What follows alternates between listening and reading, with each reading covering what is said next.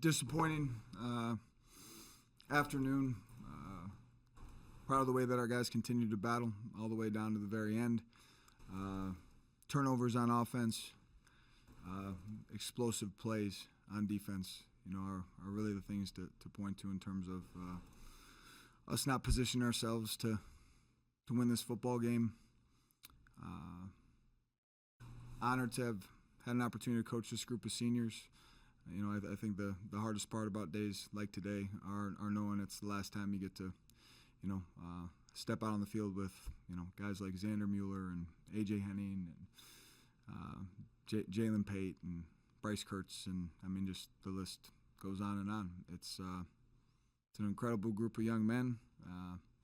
They certainly left their mark on this football program, left their mark on me and my family, and left their mark on this institution. And the last thing I left them with is, we look forward to them being active participants in our program moving forward, being back as active alumni, supporting our guys, and really proud to have had the opportunity to have coached these guys the last 2 years. Ryan Bowe made his debut in this game, often cycling in and out of the same drive as Jack Lausch. Why did his debut come at this point in the season, and was there a pattern to the rotation, or was that more of a feel between you and Coach Woodmont? Yeah, at the end of the day, as we approached this game and said, what's going to position us best to play winning football, felt like Ryan, brought a quality in terms of some of his access throws when they were playing off or softer coverage where we could be advantaged, where if the picture was clean, RPO, push the ball out on the perimeter, cloudy picture, hand the ball off, efficient plays, felt like moving the pocket for Ryan and finding ways to push the ball down the field is something that would be advantageous for us. His package was very limited. Wanted him to be able to really focus on that. There was a pattern to that. Won't get into the details on it, but with the openers, those guys knew when their time was going to come. And then after we got in the second half, it was really just going off a feel and what we felt was best for the team. But Ryan has proven himself in practice. We were excited to provide him an opportunity. Thought again with some of the pictures that Illinois was going to give us with access throws on first and second down. I think it was his first completion where you could really just see the quick decision making, the quick release, was able to push the ball on the perimeter, and obviously saw some youthful energy out there as well in his first Big Ten Big Ten playing time. Hayden Allegon II, he had a big contested catch today, and it was from Bowe.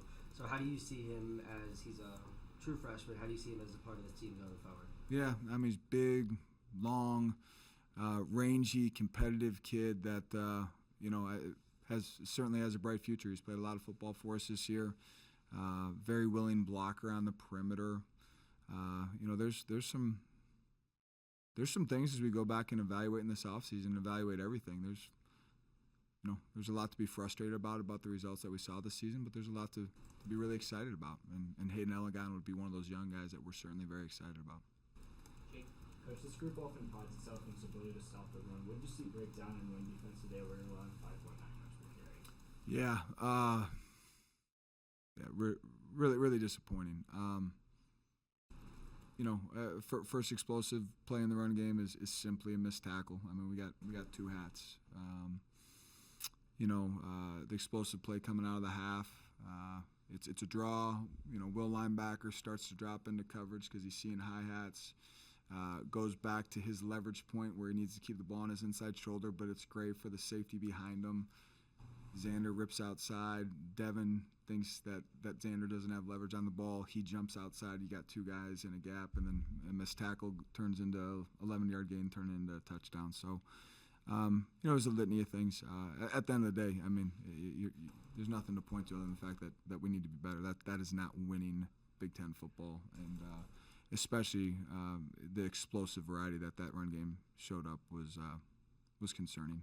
I am proud of the way that the defense and the defensive staff made some adjustments, and you could really feel that momentum shifting going into the fourth quarter. I think it was 2 3-and-outs in a row, if I'm correct. The takeaways were huge. We, as a football team, we put ourselves in a position to be exactly where we wanted to be in the fourth quarter. Unfortunately, just couldn't finish today. Hey, Coach, when you look back at the entire season, from what your expectations were at the beginning of the year and now you're at the end of the year and you're 4-8, how do you assess the season? Yeah. No, we're all frustrated. I think you always got to be honest with yourselves at the beginning of the season, but you never want to limit yourselves. We knew that this team was going to have to find a way to improve weekly to achieve the things that we wanted to achieve. We knew we were going to have to play complementary football. Knew we were going to have to, especially early on in the season, defensively, provide our offense an opportunity to really catch a rhythm and keep games close and low scoring at times. Give our our offensive line an opportunity to gel and find rhythm there, and give some inexperienced quarterback opportunities to grow. At the end of the day, as the season continued to go along, results are far from what we're looking for. There's spurts of really good football being played, but there's very few things to point to here in the last 5 weeks of us putting 4 quarters together. And what an incredible opportunity for us to go into the offseason, evaluate everything, and find ways to make sure that we're really excited about the way we position ourselves for 2025 going into fall camp, and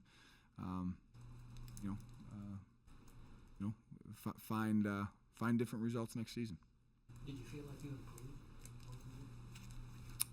I think our guys continued to battle. I think there's certain individuals to point to. I think a trademark of our football team last year was, you could tangibly see the improvement by the entire team every week. Our guys showed up and went to work every day. So did our coaches.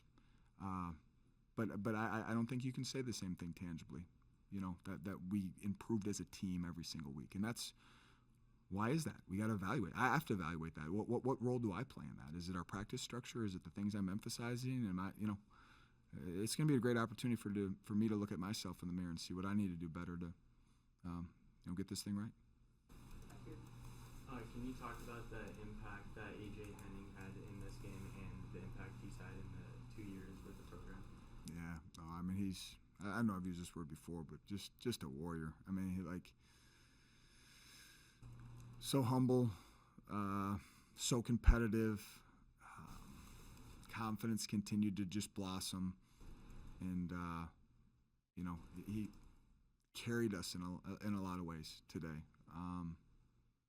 It's hidden stats, but those punt returns today, I don't know how many he had, but I know there was a couple of them that definitely were huge in terms of the field position battle.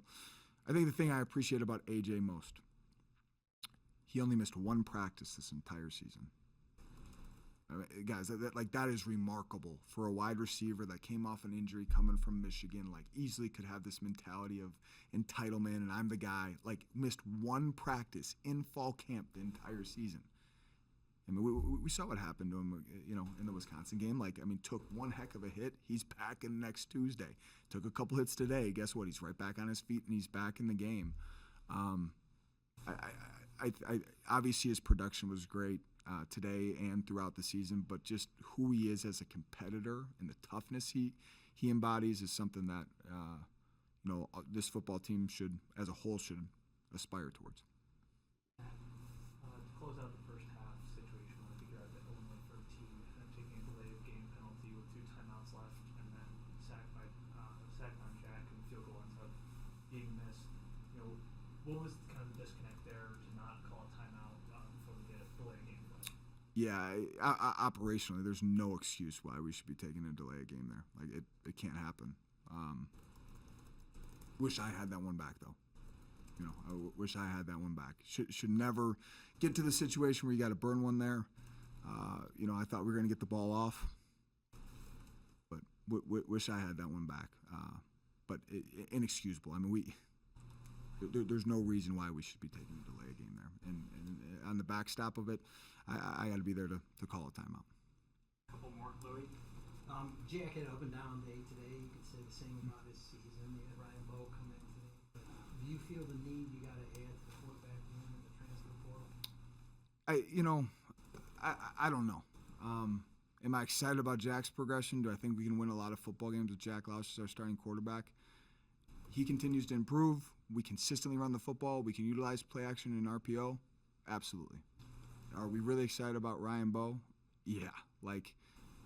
When his time's going to come, time will tell. But really excited about the things we've seen out of Ryan. At the end of the day, what we owe this football team and our next crop of seniors is to evaluate everything that we're doing. Defensive tackle, corner, safety, linebacker, O-line, tight end, running back, quarterback, wide receiver, how we're structuring things, in practice, all of it. Training room, nutrition, at the end of the day, if we're going to talk about our objectives, what will never be compromised is we're here to prepare these young men for life, earn a Northwestern degree, build a brotherhood and a camaraderie that's uncommon, especially in this new landscape of college football. But at the end of the day, if we're going to talk about winning Big Ten championships and we're going to talk about, 2020, Northwestern finished, 10th in the country? That would put you in the college football playoff right now. If we're going to talk about playing in the college football playoff, then everything in our program better align with those goals in terms of the way that we're operating. And it starts with me. I have to evaluate what I'm doing, but we have to evaluate all of it. It's not just pointing at the quarterback position. It starts with me. It trickles down. And if anything that touches our football program, we have to ask ourselves, is this meeting the standard of whether the results come or not immediately? Is it meeting the standard that aligns with those goals? And if it doesn't, then either, make adjustments in terms of how we're doing things or stop saying that those are our goals. And that's what I'm excited to embark on this offseason. And it's not just pointing at the quarterback position. It applies to all of us within the program. And it's not calling anyone out. It's not pointing any fingers. It's just an exciting endeavor to say, man, okay, we get an opportunity to go attack the 2025 season now. How are we going to I told our guys, this season was certainly frustrating in some ways, but it's either happening to you or for you. How are we going to use this for improvement moving forward? And I'm excited those that are going to be a part of the program, they're going to embrace that opportunity. Jake, Coach, how would you assess or characterize the impact that this departing group of seniors and grad students had on you as a coach? Yeah. They're just leaders. They're humble. They love this program. Noah Taylor, who was a grad transfer from Cornell, immediately bought into this place. So, you can talk about the guys that have been here for 4, 5, 6 years. Also guys that have been here for 6 months. Ryan Holinsky, the impact that he's had on me and my family's life. All those guys. The Braun boys are bebopping around the facility last night or yesterday afternoon before meetings, and they got their little trading cards. They wanted to know, wanted to make sure Dad told them who the seniors were to make sure they didn't miss anybody, to make sure they could get all the seniors' autographs. These guys are our boys' heroes, and the way that they carry themselves, as a dad, you're man, there's no one else that would want my boys looking up to. So I think what really stands out to me is the resiliency of this group, the mental toughness of this group. Regardless of the results that showed up on the field this year, they have so much to be proud of in terms of the way that they carried themselves and the friendships and bonds that they've created. And most of these guys were a part of last season. And, pretty special year in terms of, life lessons. Forget the results on the field. Let's just talk about life lessons, right? And it'll be a group that I'll forever be grateful to. Last one, back here. So as you enter the off season, what are you most excited about for the future of this program? I think what I'm most excited about is you're at this pivotal point in college football with everything going on. And we have an opportunity with all this going on to evaluate it, holistically at Northwestern of how do we do this best that aligns with Northwestern values, that's true to who we are, and also is true to the goals and aspirations that we have for the program. Challenging, daunting at times, confusing, frustrating, but an incredible challenge. And we have a chance to really reimagine it. The way that we've been doing it at Northwestern for the last 10 years, 5 years, 3 years, 3 months, whatever it may be, it's about to get flipped on its head. it's an opportunity for us to evaluate it all, reimagine it, ensure that it aligns with Northwestern, who we want to be, and stay true to ourselves, but also make sure that it aligns with winning Big Ten championships. And I know some people are like, I'm glad that that's people's reaction. You know, I'm excited to embark on that challenge with this group. AJ, what do time as a Northwestern Wildcat mean to you? I would say they mean the world to me. Just so much gratitude for this place and the people here that have made my experience here. It's hard to put into words how much this means to me. Like the brotherhood and the way everyone's just taken me in from day one and embraced me with open arms. It's meant the world to me, and I can't thank this place enough. This place is home to me, and I love everyone in this program and everyone who's made this journey of mine so special. Devin, can you talk about your 2 interceptions and how you're going to build on that success from this game to the next season?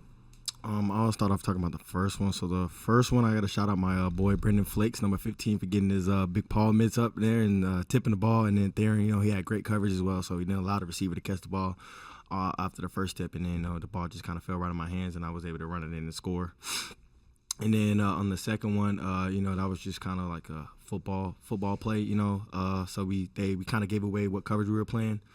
So I kind of had an idea of what route he was going to go and what route they had checked to and what route he was going to throw. So, I kind of baited him. Well, not really baited him, but I really read the route, read what he was going to do, and then I went over there and, made a great catch. So, and then I gotta say, building off that, we didn't win the game. So, all my plays were, for not. If we would have won the game, it would have been different. So we got to figure out what we got to do better as a team, and start from ground zero and figure out what we have to do to get better and to get stops and, win the game. For AJ, this was a game where two different quarterbacks with Jack and Ryan. As a very experienced receiver playing with a lot of young quarterbacks this season, what has the conversation and performance been like working with those guys as they make their debuts when you're more senior player? Yeah, I think it's just building them up. Those guys need the confidence and know that they're ready for the moment, and when the time comes, they're going to be ready for it. So just the preparation in the week, it starts there. Just building up confidence, just banking reps, completing passes, completing throws, just building confidence from the week up, and just positive talk throughout the week. And when it's time to make the play, they're ready for it. For AJ, so Coach Braun just before this was saying he loved how you only missed a single practice this year, and all the time you give it your all, you give 110%. So what motivates you to always strive to be that best version of yourself? I think it's a few things. One, it starts for the love of the game. This being my last season, I wanted to empty the tank. So no matter what, I wanted to come out and give 100% effort every day. And I think it goes into the brotherhood that we have here. I don't want to have a moment of weakness where my teammates look to me and say, AJ's not prepared, AJ's not ready. So that kind of went into account in it too. Just being there, being a guy who takes accountability and who's always ready. AJ, career day for you here today in your last game. What was it like to put on this type of performance in your last game? It was special. It would have been more special with a win, but just to finish my career here, with this group, I feel like we went out swinging. We gave it all we had on the field. I played every down like it was my last, and this game was special because the atmosphere and the group of guys, but just being more special that it was, my last college football game. So it was memorable for the right and wrong reasons. Obviously, like you said, a career day, but, it would have been better to cap it off with a win. Devin, with it being senior day, was playing for your graduating teammates today? Yes, that was the biggest thing, is get a win for the seniors. We're not playing for ourselves. We're playing for the school. We're playing for the seniors, playing for the people that's, this is the last game. It might be the last down of football ever. So, we're not just playing for ourselves. We're looking at it as a team to play for, play for others, play for our brothers. This is a question for both of you guys. Looking at this season from the beginning and the expectations you had, and now you're sitting here at 4-8. What's your assessment of the season? How do you encapsulate the year? think we can go back and look at the tape and find ways where we could have been better. And, you know, maybe if this would have went right or that would have went right, maybe we would have won this game, or maybe we would have, you know, been better in those areas. I mean, it's hard to nitpick. You'll be up for hours, you know, thinking about, you know, plays you could have made or couldn't have made when it came down the stretch. I think it's just important to be honest with yourself and look yourself in the mirror, and say, you know, obviously, you know, 4 wins wasn't good enough for this season, but I think the most important thing about this group is the way we fought. You know, there was never an ounce of quit in this group. You know, every week we came back with that attitude and the mindset, and the coaches poured that into us that, you know, this is the week we're going to get back on track if we had a down week. And I think it starts with the coaches, and it trickled down into the players. And every week we came into the game with the belief that, you know, we're going to get back on track from the week before and you know, go out and give it our all on the field each Saturday.